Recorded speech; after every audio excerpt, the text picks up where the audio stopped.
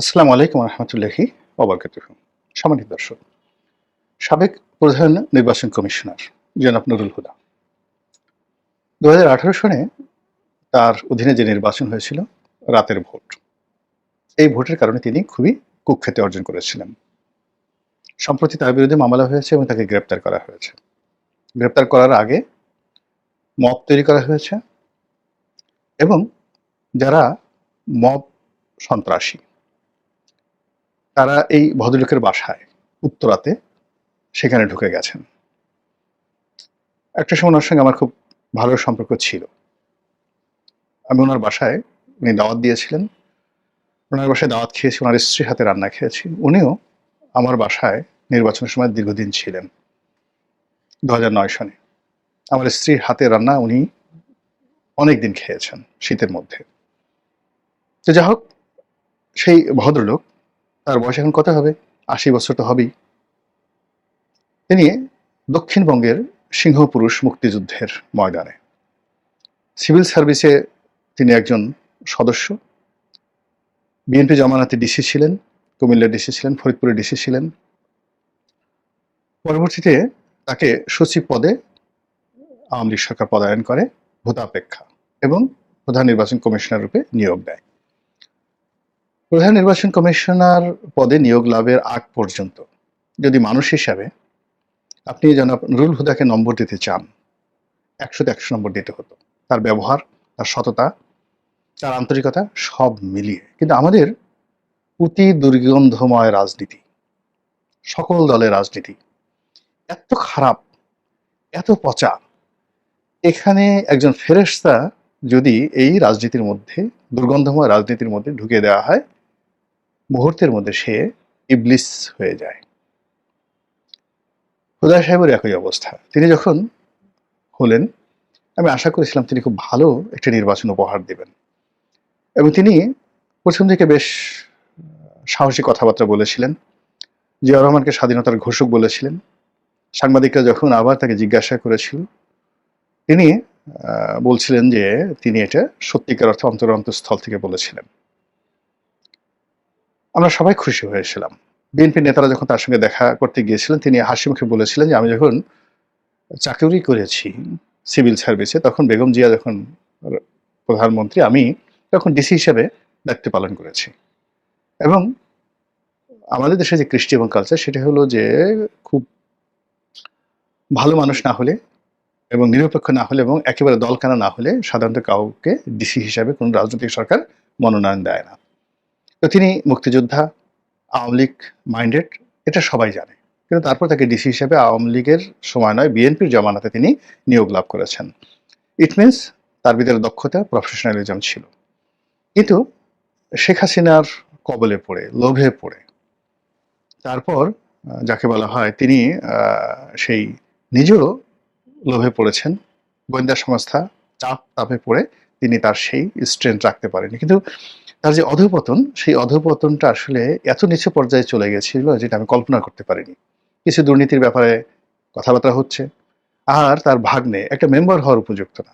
সেই ভাগ্নেকে তিনি শেখ হাসিনার সাথে রীতিমতো দর কষাকষি করে তাকে এমপি বানিয়েছেন। এটা তার দরকার ছিল না। এবং তার ওই সময়টিতে তার কর্মকাণ্ড, তার ভাগ্নের কর্মকাণ্ডর কারণে আমার বাড়িটা ভেঙেছে। তার ভাগ্নে এবং সে নিজে। এর কারণ হলো এই যাকে বলা হয়, আমি একটা লেখা লিখেছিলাম। তার দায়িত্ব থেকে তিনি যখন অবসর নিলেন এবং সে অবসর নেয়ার পরে যখন হাবিবুল আওয়াল সাহেব এলেন, হাবিবুল আওয়ালও আমাদের ডিপার্টমেন্টের বড় ভাই, ল ডিপার্টমেন্টের বড় ভাই। তো আমি তখন একটা লেখা লিখেছিলাম নয়া দিগন্তে, হুদার সালের পাঁচালী, অর্থাৎ নুরুল হুদার মানে 5 বছরের পাঁচালী। সেখানে ওনার সঙ্গে আমার কি সম্পর্ক, উনি কি ছিলেন, ইত্যাদি ইত্যাদি নিয়ে খোলামেলা কতগুলো কথা বলেছি। এবং এই কথায় উনি এবং ওনার ভাগ্নে এতটা বিক্ষুব্ধ হয়েছে যে তারা তাদের ক্ষমতা ব্যবহার করে আমার সেই 3 পুরুষের ভিটেমাটি, সেই ভিটেমাটি পুরোটা উচ্ছেদ করে গিয়ে দেখেন উলানিয়া বাজারে কি অবস্থা, পুরো বাজারটাকে শেষ করে দিয়েছে। তো এজন্য অভিশাপ ছিল, দীর্ঘশ্বাস ছিল, সব কিছু ছিল। কিন্তু তার গলায় জুতোর মালা পরানো হবে এবং তার সন্তানের বয়সী ছেলেরা তার ঘরের মধ্যে, তার স্ত্রী, পরিবার পরিজনের সামনে তার গালে জুতো মারবেন, এটা কিয়ামত পর্যন্ত আমি দেখব, এটা আমি কখনো কল্পনা করি না। আমি এটা নিন্দা জানাচ্ছি, ঘৃণা জানাচ্ছি। যারা এই কর্ম করেছেন দৃষ্টান্তমূলক তাদের শাস্তি দাবি করছি। ৩ জন নির্বাচন কমিশনার, সেই ১৪ সনের নির্বাচন রকিবুল হুদা যিনি করেছেন, যেটিকে বলা হয় বিনা ভোট। আশ্চর্যের ব্যাপার হলো কর্মজীবনে উনার মতো ভদ্রলোক আর উনার মতো সৎ অনেস্ট অফিসার খুব কম ছিল। একইভাবে হাবিবুল আওয়াল সাহেব আইন সচিব ছিলেন, প্রতিরক্ষা সচিব ছিলেন, লেখাপড়া জানা ভদ্রলোক এবং উচ্চ বংশীয় একজন আমলা। কিন্তু ওই যে বললাম যে রাজনীতির একটা কালো ছায়ার মধ্যে পড়ে গেলে, কালো জাদুর মধ্যে পড়ে গেলে কোনো মানুষের কিছু করার থাকে না। এমনকি ইচ্ছে করলেও তারা সেখান থেকে পদত্যাগ করতে পারে না। আমার সঙ্গে একজন যে নির্বাচন কমিশনার ছিলেন, নুরুল হুদা কমিশনের নির্বাচন কমিশনার ছিলেন মাহবুব তালুকদার। খুবই ভালো সম্পর্ক ছিল ব্যক্তিগত পর্যায়ে। উনিও লেখক, আমিও ক্ষুদ্র একজন লেখক। এই জন্য আমাদের মধ্যে বন্ধুত্বটা এমন পর্যায়ে ছিল যে নির্বাচনের পরে 18 নির্বাচনের পরে উনি যে একটা বই লিখেছেন, সেই বইয়ে আমার প্রায় দীর্ঘ একটা সাক্ষাৎকার উনি নিয়েছেন। প্রায় 4 ঘন্টা আমাদের মধ্যে কথাবার্তা হয়েছে। এর বাইরে আমাদের বিভিন্ন সময় টেলিফোনে অনেক আলাপ আলোচনা হয়েছে। তো উনি বুদ্ধিমান মানুষ। মানে নুরুল হুদার মতো স্ট্রেট ফরওয়ার্ড নন। মাহবুব তালুকদার খুবই বুদ্ধিমান মানুষ। উনি মারা গেছেন। কোনো বদনাম করব না। মিডিয়াকে উনার পক্ষে রাখার জন্য, জনমতকে উনাকে পক্ষে রাখার জন্য যত রকম কৌশল আমলাদের মধ্যে রয়েছে, আমার মনে হয় যে মাহবুব তালুকদারের মতো এইরকম কৌশলী মানুষ আমলাতন্ত্রে কখনই আসেনি। ফলে তিনি জনপ্রিয়তা পেয়েছেন। জনপ্রিয়তা পেয়েছেন, তারপরে তিনি গ্রহণযোগ্যতা পেয়েছেন। কিন্তু বাস্তব ব্যাপার হলো তিনি যে সুযোগগুলো নিয়েছেন ইলেকশন কমিশনে বসে, সেই সুযোগগুলো নুরুল হুদাও নেননি। তার ক্যান্সারের রোগ ছিল, তিনি পুরো চিকিৎসার যে ব্যয়ভার, ফাইল খুলে দেখেন, কোটি কোটি টাকা চিকিৎসা বাবদ তিনি এই ইলেকশন কমিশন থেকে নিয়েছেন। প্রতিটি সুযোগ নিয়েছেন, কিন্তু কথা বলেছেন সরকারের বিরুদ্ধে। এটা তার একটা কৌশল ছিল, নুরুল হুদা পারেনি। 2 নম্বর হলো যে আপনি দেখুন, সে ওখানে ক্ষমতা ব্যবহার করে, মাহবুব তালুকদার ক্ষমতায় ব্যবহার করে তার একটা প্লট ছিল বারিধারাতে, এবং সেই প্লট একজন ডেভেলপারকে তিনি দিয়েছিলেন। সেই প্লট নিয়ে যে গন্ডগোল হলো, সেখানে নুরুল হুদা সাহেব তার মানে সেই মাহবুব তালুকদার তার ক্ষমতা ব্যবহার করে তিনি সেই যে ডেভেলপার কোম্পানি তার 12টা বাজিয়ে দিয়েছেন। কিন্তু যেহেতু মিডিয়ার মুখ আছে, ফেজ আছে, তাকে নিয়ে কথা হয়নি। আমি খুব আন্তরিকভাবে তাকে জিজ্ঞাসা করলাম যে আপনি এত কথাবার্তা এখানে বলছেন, আপনি কেন পদত্যাগ করছেন না? আমি কিভাবে পদত্যাগ করব? পদত্যাগ করলে যে আমার এই যে এখন যে চিকিৎসা হচ্ছে, আমি প্রতি মাসে সিঙ্গাপুর যেতে হচ্ছে, আমি এই টাকা এখান থেকে নিচ্ছি, আমি তো পাবো না। তখন আমার মনে হলো যে ওনার তো কোনো টাকা পয়সা নেই, উনি গরিব মানুষ। কিন্তু পরবর্তীতে আমি গিয়ে জানলাম যে বারিধারা থেকে শুরু করে আরো অনেক জায়গাতে তার বাড়ি আছে, এবং তিনি শুধু সচ্ছল নয়, অনেক অনেক ধনী ব্যক্তি ছিলেন। কিন্তু নুরুল হুদা কিন্তু সেটা না।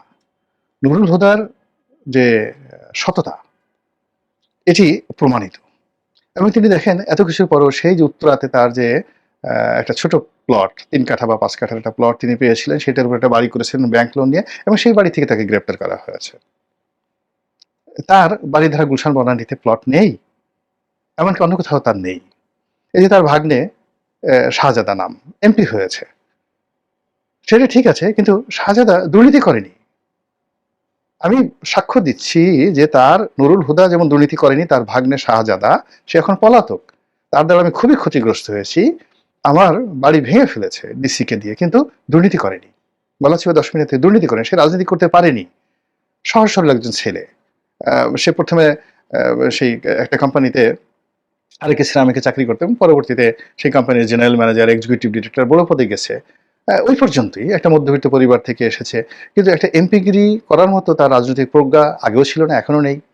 কিন্তু সে গলা চিপেতে 10 মিনিটে এমপি হয়েছে। কারো উপকার করতে পারুক আর না পারুক, ক্ষতি করেনি, খালি আমার ক্ষতিটা ছাড়া।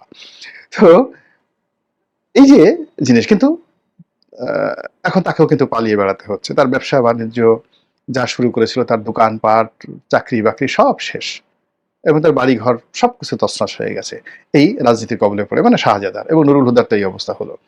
তো এখন আমার যেটা বক্তব্য হলো যে নুরুল হুদার গলায় যে জুতোর মালা পড়েছে, এবং এই তার গালে যে জুতোর বাড়ি পড়েছে, এটা পুরো রাষ্ট্রীয় যে ব্যবস্থা, আমাদের দেশের এই মুহূর্তে রাষ্ট্রের যে স্থিতি এটাকে কাঁপিয়ে দিয়েছে।